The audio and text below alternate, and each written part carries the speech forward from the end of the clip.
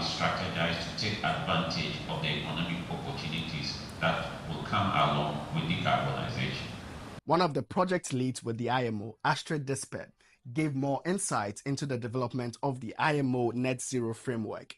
The adoption of the 2023 IMO strategy on the reduction of greenhouse gas emissions from ships outlines ambitious targets aimed at achieving the net zero emissions in the industry by 2050. Oil spills overall has been reducing. So while trade is increasing, overall spills are reducing. So it shows you that something is working and regulations are working and are being addressed. And how green is the industry overall? And when I say green, I mean emissions. And I often hear it doesn't sound that much. It's substantial. It is 3% of the whole global emissions. And if you look at the projections, a lot of countries are developing more and more and more. So there's an increased trade that we're seeing. If you look at numbers of international trade, they have been increasing over the last decade and are projected to increase. So we cannot just sit around and do nothing.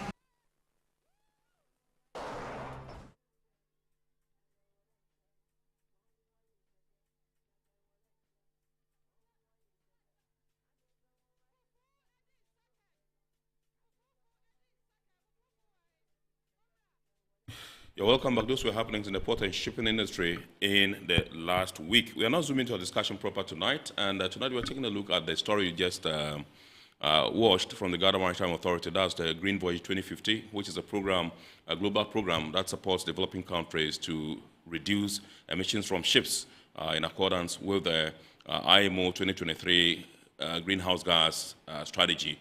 And you would have seen that there was that workshop here in Ghana, that's in the port city of Tema, to fine-tune or to make inputs into the national action plan that has been developed by the Ghana Maritime Authority. So stakeholders can make inputs into it so we can have a beautiful document at the end of the day. And so it gives me pleasure this evening to introduce to us some guests from the Ghana Maritime Authority, in the persons of Madam Georgina Adia Nyadia. Absolutely, yes. Deputy Director Legal, Ghana Maritime Authority. She's also the chairperson of the Ghana Maritime Authority Decarbonisation Committee. Good evening, ma'am, and welcome. Good evening. Mona. Good to have you, absolutely. Also joining us via Zoom is Mr. Numbu Isaac Sumabe, who is a Senior Maritime Officer at the Technical Services Division, Ghana Maritime Authority. He's joining us via Zoom because he's out of the jurisdiction, and so he's obliged us, and we'll be talking to him as well. If you can hear me, Mr. Sumabe, good evening, sir.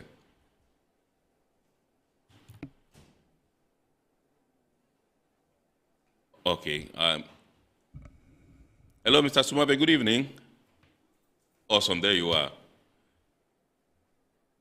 Great. Is your sound on? Can you check on your sound and see if it is on?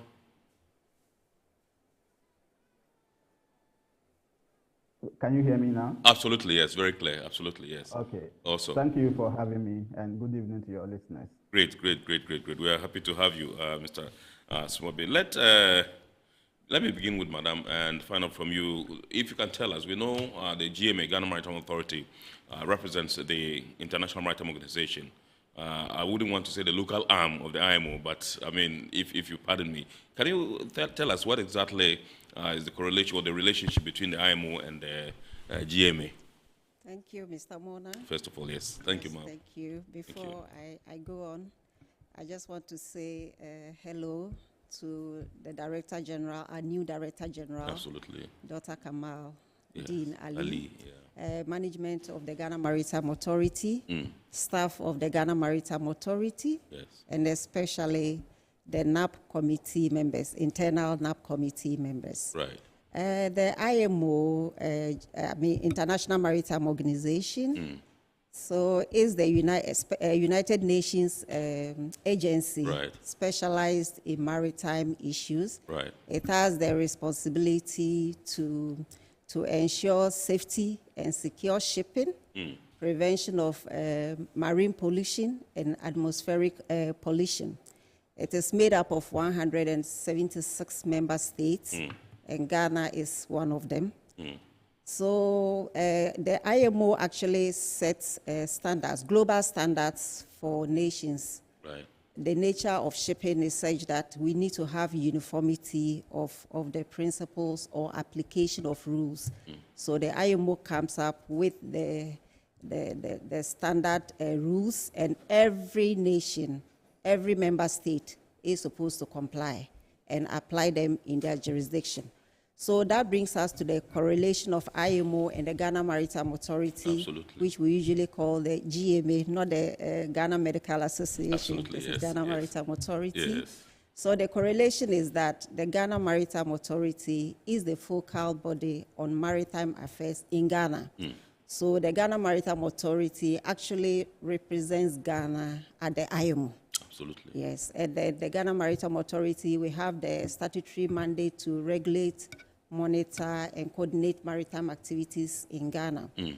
And then by our functions, they are numerous, but one that really relates to the work of the IMO Yes. is we have a function in Section 2.2 of our Enabling Act, Right. Act 630. So it provides that the Ghana Maritime Authority shall pursue the ratification and implementation of international maritime conventions. Right. And so when the international maritime conventions are promulgated at the international level, then locally the Ghana Maritime Authority takes the lead in, for Parliament, we make the necessary input. Right. We prepare the necessary position papers for the Ministry of Transport, and then the Parliament of Ghana goes on to ratify. Then after that, we go on to do the domestication of these conventions. That's incorporating it into the laws of Ghana. Incorporate it into the laws of Ghana domestically. So Right. we usually just say domestication of the conventions. Absolutely. So that is the correlation. So without the Ghana Maritime Authority, definitely the question would have been, how would we be able to incorporate these international conventions into our domestic legislation? Right. And then so long as we sign onto the international conventions, we have to domesticate them. And in fact, in accordance with the Vienna Convention on the Law of Treaties, Right. we need to fulfill our international obligations. So that is where the GMA comes in. Right. Yes, thank okay, you, before I Mr. go to Mr. Sumabi, let me still stick with you a bit and find out from you. You were at the workshop, to fine-tune or to make inputs into the National Action Plan. How did that pan out for you?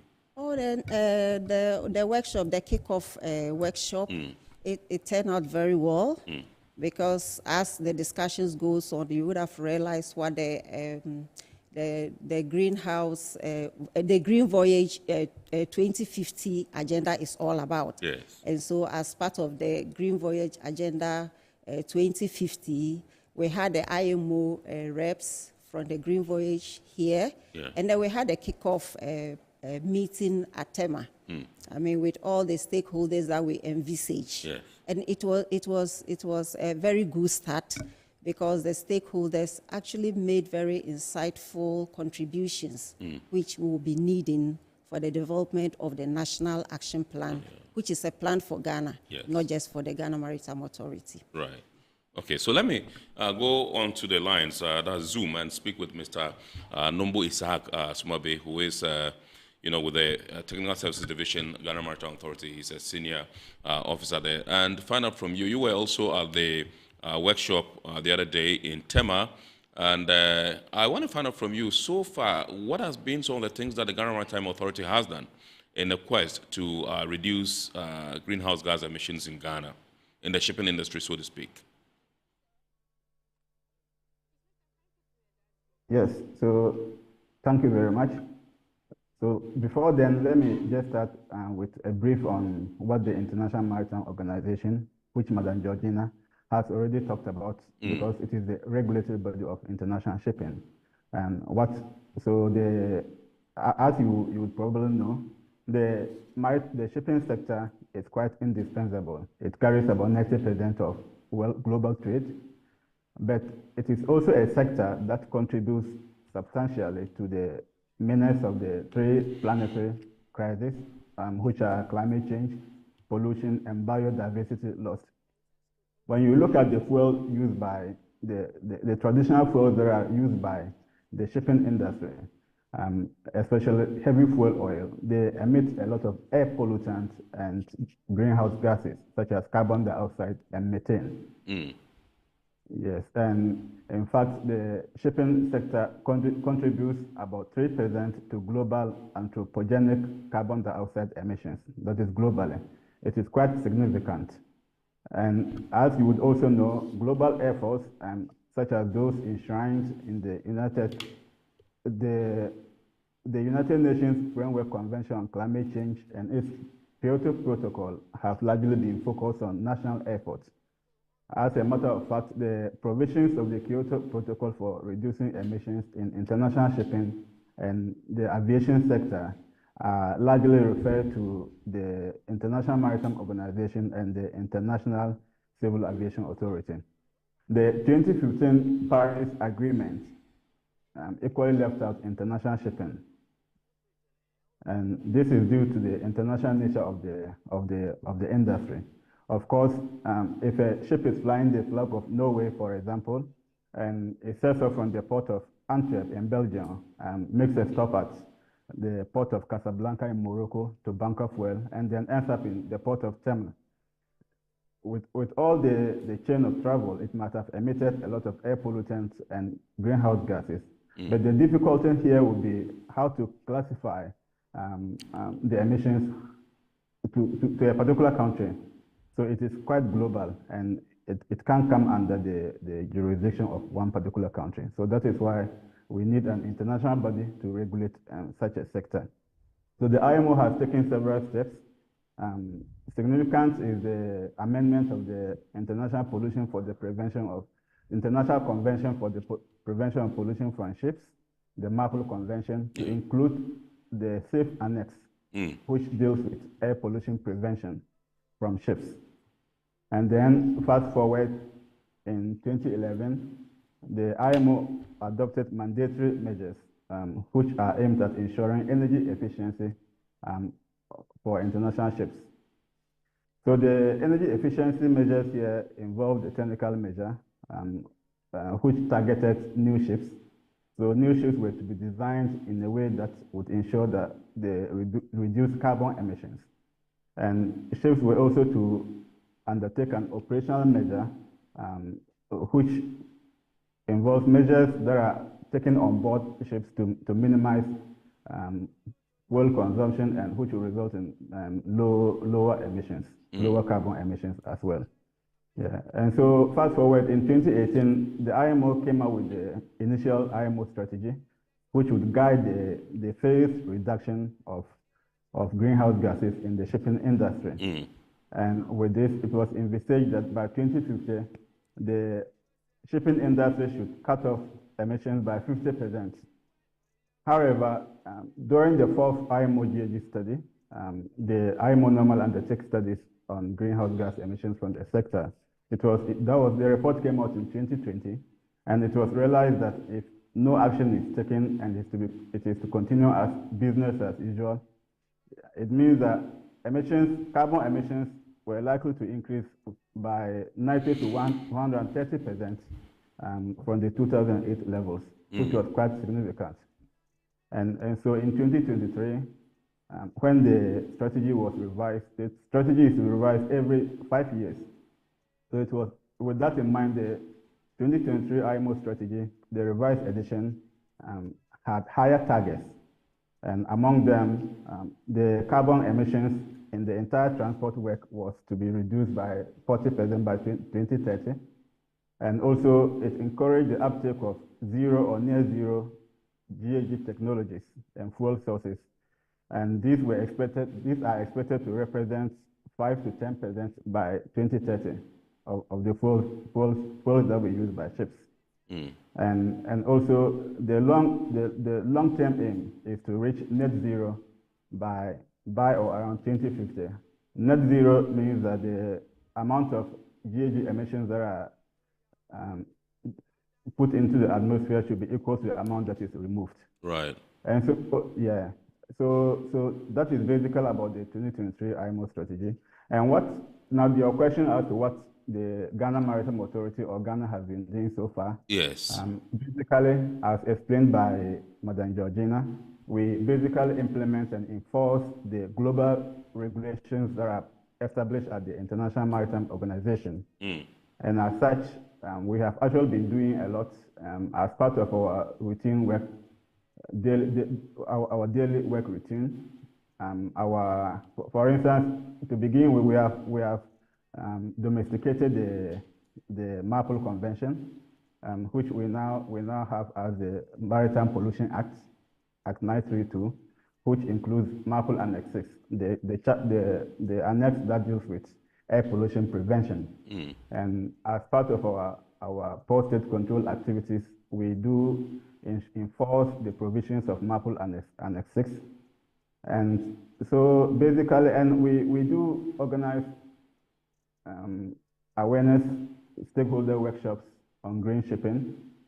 In fact, in February 2023, Ghana hosted the first ever green shipping conference, regional up within the African continent. Right. So all this is to stage Ghana within the context that we are ready to transition. And as a matter of fact, it's not even a question. Once we are member state we are party to the MARPOL Convention, we are obliged to implement the regulations. Right. Thank you. Thank you very much indeed. Please don't go yet, because we are with you till the end. Let me come to the studios to Madam Gina Nyadia and find out from you why you think Ghana was chosen alongside, I think, 4 others, 5 countries in all are benefiting from this Greenvoyage 2050 program by the IMO. Yeah. In fact, why Ghana was actually chosen, Selected, yes. There are so many reasons why Ghana was chosen. Yes. But to just give a brief, actually, Ghana has been very active in the discussions of IMO in deliberation. We take very active role in the discussions and the deliberations, and then we make submissions on the floor of IMO. Yes. It's not just only oral submissions, we also do written submissions. Right. Sometime before the committee meetings or after the committee meetings. So being so active, I mean, we cannot be missing. Right. We are so visible. So when the Greenvoyage 2050 initiative came up, and then we expressed interest, they had to actually consider us to be included to get some of the support that comes with the Greenvoyage 2050 project. And then as part of being active at the deliberations of IMO, not so long ago, we had a Ghanaian being the chair of the legal committee. We have several committees of the IMO. Dr. Mbia at the yes, time, 2 consecutive terms, I can't forget that, yes. So all those things made us so visible. The first black man to have yes, achieved that to actually head the legal committee of the International Maritime Organization. Right. And then also in the shipping industry, Ghana is actually very compliant. Yes. Compliant. We have the International Convention for the Standards of Training, Certification, and Watchkeeping for Seafarers, that's the STCW Convention. Right. So it requires states to actually put in certain measures in relation to the training of their seafarers and certification. And as you are aware, actually, we have the Regional Maritime University that helps train our seafarers, and then we certify them. So we have put on the white list of the IMO. Yes. And to be on the white list means that you are compliant of the provisions of the STCW Convention. Right. So all this played a role in making us visible, putting us as a certain pedestal for us who had been recognized. Yes. So when the expression of interest came for states to apply so that they could benefit from what the initiative has to offer, and we did, and we actually were among the first states to apply for the assistance. So our proactive actions actually led to us having been recognized and having been considered to get the support of the Greenvoyage initiative. Right. Yes. We have our own regulations and our own plans in terms of dealing with these greenhouse gas emissions and all that. So how does the Greenvoyage 2050 dovetail into these local plans that we have, our domestic plans? Yeah, our domestic plans, we have lots of, a number of initiatives that deal with climate change. Right. I mean, we've all been hearing COP this, COP that. I think the last time was COP 30. Yes. So we have policies that deal with... The last time was COP 29. 29, Yes. okay, yes, COP the 20. upcoming one, Yes, it's 30, okay, COP 29, thank you for that. So we have the National Energy Transition Framework. Right. We have the National Integrated Maritime Strategy. Right. We have the National Energy Policy. We have the Renewable Energy Act.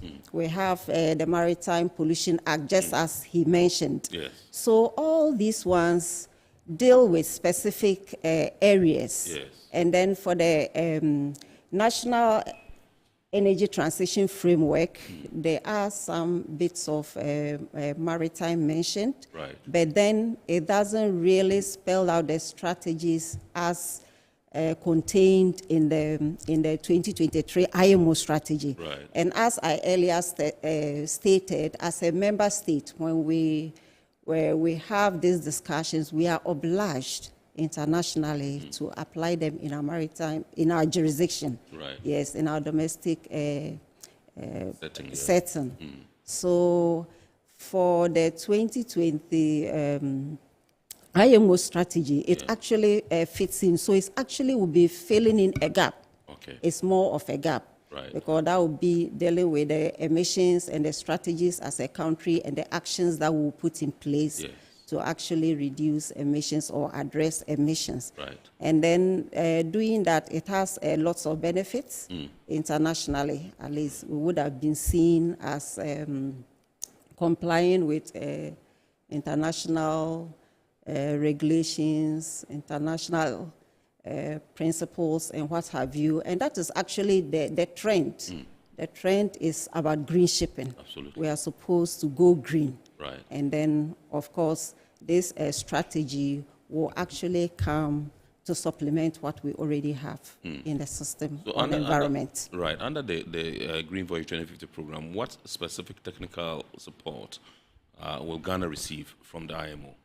Yes, the technical support available under the initiative, they are numerous. First of all, we have the development of national action plans. Right. And then as in our discussion earlier, it was indicated, we had a kickoff meeting at Tema. That was on 11th of February 2025. That was just on Tuesday. Yes. Yes, so we had a development. And so because the IMO is supposed to help nations, actually let me say developing nations, it's not just all nations, developing nations to develop the NAP, they have to come actually into the jurisdiction to meet the relevant stakeholders so that discussions can be had to actually explain what the Greenvoyage initiative is all about. It is when you understand what the Greenvoyage initiative is about, that is what will actually make it sell and for stakeholders be willing to actually collaborate with the Ghana Maritime Authority for it to become a reality. And then also we'll receive assistance in drafting of our legislations. Right. Currently, we have the International Convention on Pollution of Vessels. That's the MAPO. That MAPO, Sumabe actually mentioned. So we have the MAPO. The MAPO has been domesticated, I would say, in part. MAPO is made up of 6 annexes. So we've domesticated the 6 annexes, but the one that is very important to the Greenvoyage initiative is Annex 6, which deals with pollution, atmospheric pollution, and then emissions and what have you.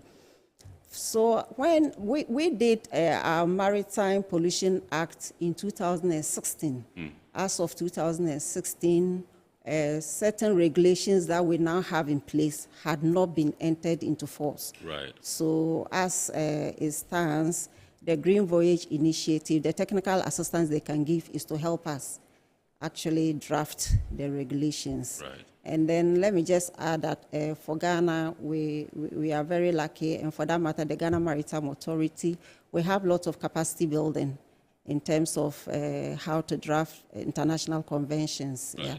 So for that one, the efforts of the Greenvoyage team will only supplement what we have. Absolutely. But definitely it will lead to updating of our domestic laws. And then we'll also have assistance in assessing the potential, the economic potentials Right. of green fuels in Ghana. So there will be research initiatives to see what green fuels we can produce, Right. what we can produce and what we can supply. And then this will actually lead to economic benefits for the country. And Right. then when we have the relevant, if we are able to develop the right fuels and have this in supply, this can be a bunkering hub, Right. whereby vessels will come to bunker and all that. And then there will also be capacity building. Okay. Yes, because the whole idea of green shipping is a new trend. Right. It's a new trend. What capacity do we have? What do we need to know? Right. So all these things, I mean, new things are coming up, capacities need to be built and what have you. So basically that's about it. But what I would just add is that the benefits we stand, the technical assistance we stand to achieve, they are enormous. Enormous. Yes, Absolutely. they are All right. enormous. Yeah. Thank you very much indeed. So let me go over to Mr. Sumabi and find out from you if you can tell us or walk us through the impact of the Greenvoyage 2050, on Ghana's shipping industry and what role the ports have to play as far as the scheme of things as far as this whole thing is concerned. Yes, thank you. So I'll just continue from where Madam Gina has stopped. Yes. So she has outlined some of the potential benefits that the country stands to gain. And so we are going to, it will actually enhance upon our maritime sector. The Greenvoyage, which the support that we have received is for NAP development at the moment. And as the conversation has been ongoing, it's going to give Ghana the blueprint to have a coordinated set of activities that will help us implement the strategy, the IMO-GHG strategy. And by this blueprint, we are it is not just focusing on only the GHG emission reduction, but we are also going to undertake activities that will enable us to tap into the transition and ensure that we achieve the transition in a just manner. That is, in a way that will meet our development priorities. So in effect, the maritime sector is going to be more greener. If we are going to implement activities, for instance, we are going to undertake alternative fuel production to ensure that Ghana produces the compliant fuel in commercially viable quantities. That aspect it will be more economic, and also the other activities that will be outlined, including the training of our seafarers in line with the transition, and the training of the port workers, which will be part of the NAP, in terms of handling of fuel. The new fuels that will be developed can contain hazardous substances. So this issue of safety, health and safety coming in strongly here. So once we have that capacity built in terms of the maritime workers, the port workers, the seafarers, we'll be in a better position to actually transition inclusively, and we will not leave anyone behind. And as to what ports are expected to do, so it's actually going to be captured under the NAP, because as has already been mentioned, it is going to be a national action plan. So the port authority will have a greater role to play, because when ships call on any country, they go to the port. If they go to dock at the port. And so there are a lot of sustainable practices that can be adopted that will be adopted by the port, including the restructuring of the port infrastructure, to make sure that the sustainable infrastructure is in place. We are talking about making Ghana a green bunkering hub, which will imply that we need to have the infrastructure available for bunkering of the particular green alternative fuels that we are going to arrive at as a nation. And also, there's also the need for the port to undertake what we call alternative maritime power provision, which is in effect to provide clean shore power. And the shore power provision should not be from fossil-based sources, because that will not make it clean. By clean, it should be from renewable energy sources directly to the port, so that when ships call at the port, the level of emissions, they can plug onto the power source, and then the level of emissions can reduce.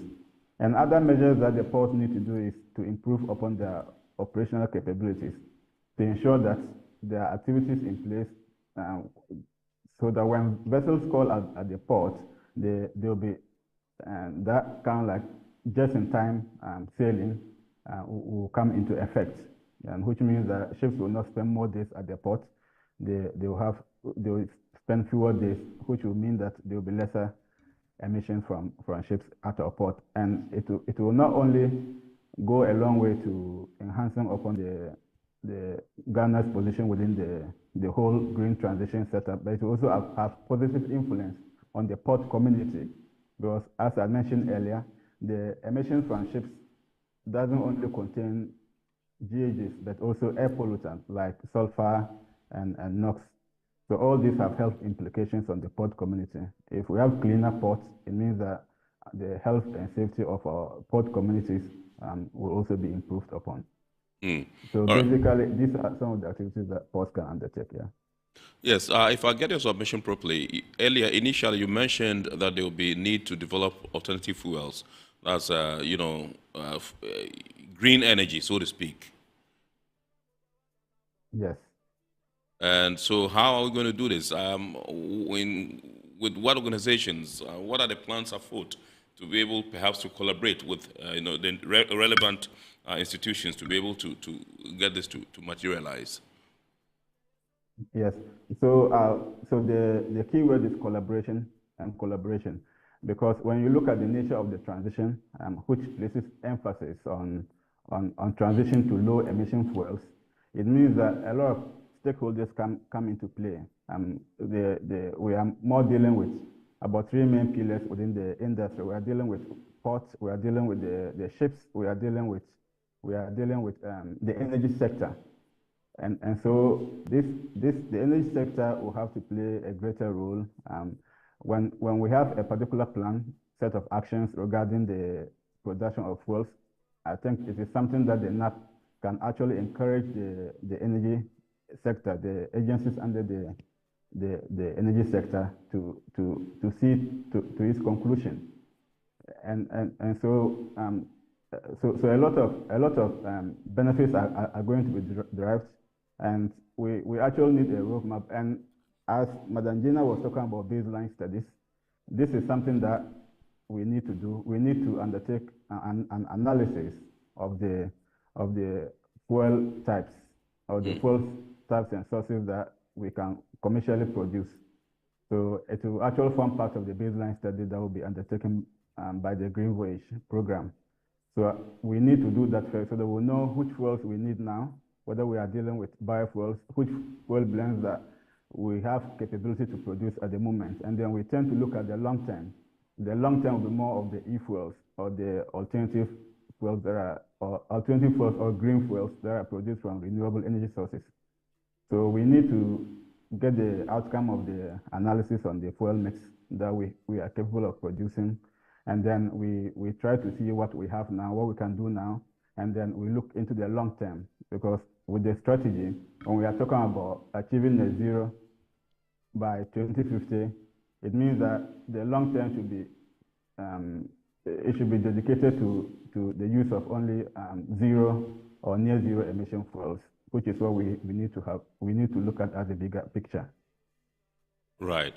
Okay, so thank you very much indeed. We are not going yet. Please, you stick with us. We're going for our first break. When we return, we'll come back and then continue with the discussion. This is Science Port here on Metropolitan Television. And tonight we are taking a look at the Greenvoyage 2050 program by the International Maritime Organization and the role the Ghana Maritime Authority is playing, and whether that indeed is the panacea to the issue of shipping decarbonization in our country, Ghana. Please stay with us. We'll be back shortly.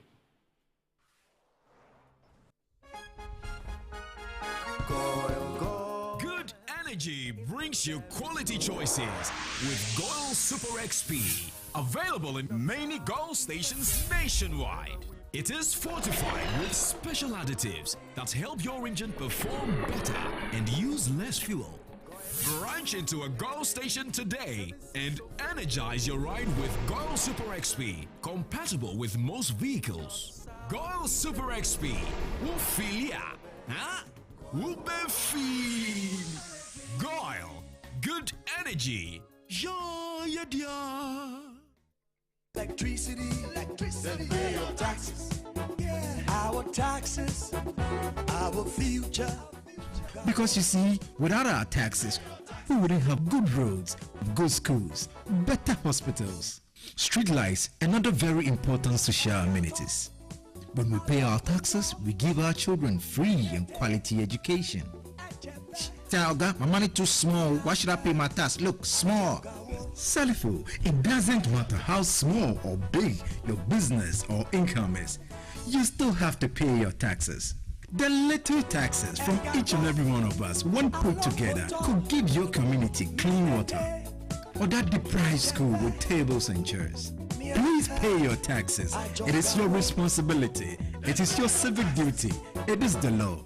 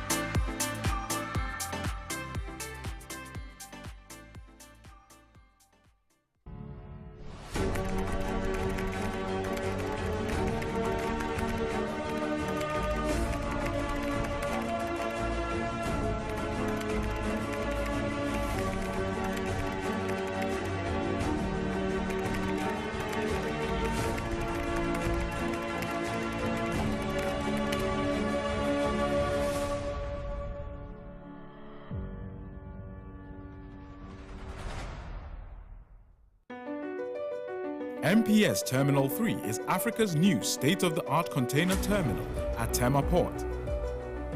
For manufacturers, agro-processors and traders, the new port means business can be done faster. This infrastructure boost will improve Ghana's port handling capacity, connect more trading routes, and oil the engine of growth for the economy, creating greater opportunities across all sectors as Africa's markets merge and become the largest trading bloc globally. MPS, we connect, you thrive. Business and life can be like the sea sometimes. Sometimes serene, sometimes calm, sometimes turbulent, and at times it brings the unexpected. However it is like, trust Phoenix Insurance for your home, car, business, and marine insurance needs. Call 0302 246 319 or 0243 690 492. At Phoenix, you experience a delightful service delivered with wisdom. All right, so welcome back. Once again, this is Science Port here on Metro TV, and tonight we are taking a look at the IMO, that's the International Maritime Organization's Greenvoyage 2050 program. They're supporting Ghana and some 4 other countries. These are developing countries to reduce greenhouse gas emissions. And recently, the Ghana Maritime Authority, in collaboration with the IMO, also held a workshop to as it were, fine-tune or make inputs into the national action plan that has been developed by the Ghana Maritime Authority. So that's in the studios tonight. Madam Georgina Adianyadia, Deputy Director Legal, Ghana Maritime Authority, also Chairperson of the GMA, that's Ghana Maritime Authority Decarbonisation Committee. On the line or via Zoom is Mr. Numbo Isaac Sumabe, who is the Senior Maritime Officer, Technical Services Division, Ghana Maritime Authority.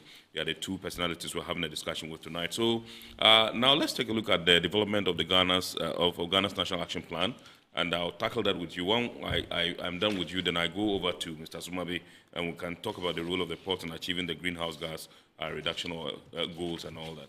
And then we shall activate the phone lines also. I've been told by the production team that we can activate the phone lines for you to call in and contribute to the discussion. Your messages are also coming in thick and fast. We shall also visit the inbox and read them to the rest of the world. So, first of all, Madam Gina, let me take a look at the National Action Plan for Shipping Decarbonization, what it entails, first of all, and what we have timelines. When are we supposed to be done with it so that we can effectively implement? Yeah, thank you, Mr. Mona. So as indicated, the IMO has actually, from its perspective, detailed what every national action plan on decarbonization should contain, should actually entail. Yes. And then if I just have your permission, let me just one statement. Yes, ma'am, sure. So as I just indicated, member states are encouraged to develop the national action plan. And then the IMO GAG strategy actually specifies 2023, yes. Actually specifies 2023, of course.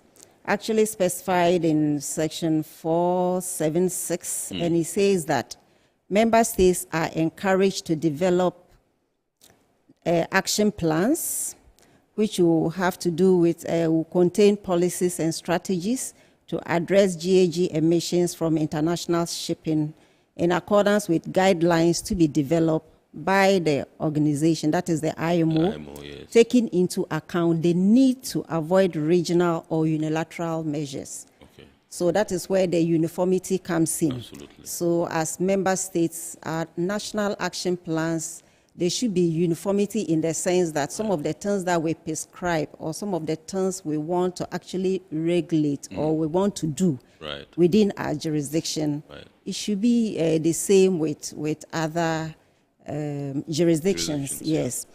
So that having said that, actually they go on to specify some of the terms we should consider and add into the national action plan.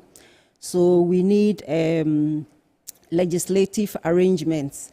And so for our action plan, we actually have timelines to be able to incorporate provisions of the MAPL Annex 6, those that are not currently in the Maritime Pollution Act 932. Yes. So we need to do that, and we are hoping as an authority that we could do this in the next two years. Right. Yes, in the next 2 years. So we need to draft the provisions and then to go through stakeholders, to Parliament, and what have you. So we're looking at 2027. Yes. 2027. Yes.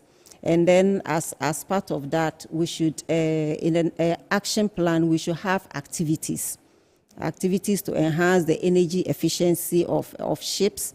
And then they also prescribe we should accelerate port emission reduction activities. Yes. So it also has to be in the action plan. And then we should foster capacity building awareness, and then facilitating the development of infrastructure for green shipping. Right. Having said that, our national action plan will actually capture these guidelines that IMO is actually proposing. Right. And so with that, our action plan would have 4 objective areas. Let me just add that this is not conclusive. These strategic objectives are from the viewpoint of the authority based on our expertise. And then from the kickoff meeting that we had on Tuesday with all the stakeholders that have come on board, they have the opportunity to also make input to fine-tune this based on their areas of specialization. So these ones are from the in-house perspective of the Ghana Maritime Authority. So we will actually have the first strategic objective will be to reduce GHG emissions at ports and then domestic shipping. And then I think Sumabe had actually mentioned some of the measures, activities that we need to put in place to do that. He mentioned shore power at the ports so that when the ships get to the port, they could actually switch to something else that would lessen emissions or reduce emissions. And then we also hope to make Ghana a bunkering hub. And a bunkering hub, the bunkering is the fuel that the ships use. So when they come into the jurisdiction, they need fuel. If you need fuel to continue on your voyage, or you could even be transiting, and you need fuel, we have the hubs whereby you can come and bunker. This could be at the port, it could be designated areas within our maritime domain. And then, of course, for the GMA, we would actually put in place the necessary safety zones so that these activities can safely take place within our maritime domain without hampering the activity of ships in any way. And then we also need to improve the capacity of our maritime education training institutions. I mean, what actually comes to mind readily is the regional, and that is actually the main one, regional Maritime University. So with the green shipping coming in, decarbonization initiatives, we might need to actually update what they have or even put in place new systems altogether. Because now they will have to train the seafarers how to handle these green fuels, safety matters, health issues, and not just only seafarers. We might need other professionals, because it will be a diverse opportunity for us. And then we'll also, I think, another thematic or strategic objective is the creation of green jobs. So that actually fits into the maritime training institutions. So if the maritime training institutions are upgraded based on what green shipping has to offer, then we'll have the relevant training. It will create green jobs. And then under the green jobs, we are looking at how we can actually encourage more female, the gender-based, more female to participate in the green jobs. Absolutely. Because usually maritime activities are usually male-dominated. Yes, but we have also all these strategic objectives have to come with specific activities to achieve them. But of course, these strategic objectives are not exhaustive. As I said, I believe we might be updating them and fine-tuning when these other stakeholders are making their input. And then for the stakeholders, we have several of them. Currently, we have about, we've been able to identify about 15, many of them government agencies, ministries, and we also have the private sector. We have ship owners and agents association taking part. And we also have the OMCs, that's the oil marketing companies. Because when it comes to bunkering activities, we already actually have these companies in the system offering bunkering activities. So all of them have to come on board for us to discuss the way forward. And IMO has always insisted and stressed, and actually as part of the National Action Plan development, stakeholder engagement is very important because there are diverse aspects of the strategy. For example, the alternative fuels, this comes under the Ministry of Energy. So we need them to make their input. We have the Environmental Protection Agency. We have and the Environmental Protection Agency, that's EPA. Yes, and then we have all the agencies under the Ministry of Energy. We have the Ministry of Transport. GPHA is going to play a very key role in all this because shipping actually starts from ports and terminates at ports. So they will be very important in the development of the National Action Plan. So GMA, we are just taking the lead, and then everybody else, all stakeholders have to come on board so that we'll have a very enhanced and holistic national action plan for all of us as a country. Absolutely. Yes. Okay, so let me go to Mr. Sumabe via Zoom and find out the role of the ports in achieving the greenhouse gas emissions. You mentioned a few earlier, but just in a while ago. And I just want to find out from you what role the ports, particularly the Tema and Takoradi ports, will play in achieving the objectives of the Greenvoyage 2050, and also how the NAP, the National Action Plan, will promote the use of the adoption of cleaner fuels and energy-efficient technologies in Ghana's ports. Thank you very much, Mr. Mona. And before then, let me just add to what Madam Georgina has said regarding the timelines. Yes. So the support that we are receiving from the Greenvoyage 2050 program is valid for 1 year. Okay. Which means that within 1 year we need to have the complete plan. But of course, that is not going to be the end of it, because if you develop a beautiful document and you don't undertake the action, then it is useless. So the implementation aspect, as Madam Gina has mentioned, will take quite a longer period. And to the question of what role the ports of Tema and Takoradi will play specifically, so as you know, and we did mention, I think Madam Georgina did mention at the beginning that as part of the support we're receiving, the technical support that we are receiving from the Greenvoyage program, the program will undertake port-specific emission reduction strategies, which means that for Tema ports, because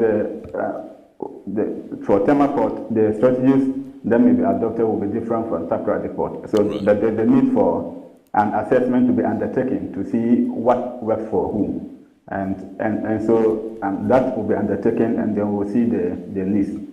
Besides, GMA participated in a particular project, and it's a project by the UCL, University College of London, and we did an initial research on the emissions inventory of ports.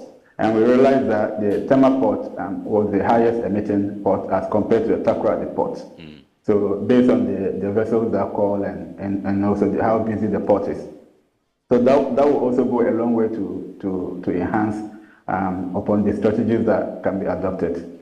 That notwithstanding, the port operations will need to be streamlined. And I also think that the role of the NAP in facilitating all this, you know, as part of the support from the Greenvoyage, we are not into that model yet. The Greenvoyage also help to source funding. They help to connect the countries, the beneficiary countries, with funding agencies or investment groups. So that is one way that the NAP can help, because once we get that support, we're able to get linked up with the necessary financing agencies. We can actually put that, invest that into, if it's port infrastructure, sustainable port infrastructure, we do that. Even that will also be needed for the green fuel production that we are talking about. Right. Okay, so let's quickly come to, well, we don't have enough time left. Let's come to the potential challenges and opportunities for the NAP, that's a National Action Plan. I just want to find out from you, I'll still stay with you briefly, Numbo, and see if there are any lessons Ghana can learn from other countries that have successfully implemented shipping decarbonization policies. Do you have any examples to show, and how they are reaping the benefits of this particular program? Yes, so the success stories from NAP implementation is largely within the Western world. We can mention Norway, for example. Norway is an oil economy. The economy relies heavily on the oil and gas sector, but they've taken up that initiative. They've developed a NAP, and they've even gone about with the production of green hydrogen. So that can tell where they are now, and the future that they've seen, that the future is moving towards a more sustainable use of fuel sources. And in Africa, we can talk about, not particularly on NAP development, but initiatives African countries have undertaken to ensure that they tap into the opportunities. And so they are actually the first movers. We can talk about Namibia, who are into green hydrogen production. They've actually gone far. And we can talk about South Africa, same, they're also into green hydrogen production. We can talk about Morocco in North Africa, who are also into ammonia, green ammonia and green hydrogen production. So, but when you look at West Africa, I think that is where we have the gap. And if we are fast enough with our initiatives, we can fill in that gap for the West African sub-region, and we can actually get the upper hand to be the green hub or the green fuel hub that we can bunker fuels, and we can even export the excess to other jurisdictions. Right. Thank you. Okay, so briefly, if you can also tell us how Ghanaian private sector players such as ship owners and logistics companies can be encouraged to actively participate in the Greenvoyage 2050. We talked about green jobs initially. How does this dovetail into that? Yes. So so that is actually one key thing that we are looking at. That is why we've mentioned earlier that stakeholder engagement is quite key, and the ship owners and the logistics companies are all key partners in this category. So ship owners have a greater role to play because it will get to a time that they have to use the compliant fuel, which means that they have to undertake retrofitting to ensure that they're installing double engines, or better still, they may have to even go in for new orders, new green ships. So there are a lot of ways that we can do to help them, because it is not an easy task. And one way, as I mentioned earlier, is to ensure that we solve the necessary financing to ensure that their needs are catered for. And also the logistics companies, so we need to also ensure that whatever businesses they are doing now, which is in line with the traditional fuels, more of fossil-based, we need to ensure that as they are transitioning, or as the industry is transitioning, that they have the capacity and they have the necessary incentives to also move along. Otherwise, they will lose their livelihoods. Absolutely. So these are all the things that we are discussing under the national framework. Great. All right. Thank you very much indeed. Let me come to Madam Gina briefly. If you can tell us some of the challenges you envisage we might face in our quest, as it were, to implement a national action plan. Some of the challenges actually will be about the implementation. Yes. And then for the implementation, we are thinking about, we'll surely have challenges in technological advancement. Are we advanced enough to be able to produce the green fuels? And then it will also come with financial challenges, because we need to have infrastructure, we need to have in place the relevant technology. And then the manpower. The manpower needs, do we have the relevant know-how to be able to go around what we need to ensure the implementation of the Greenvoyage initiatives?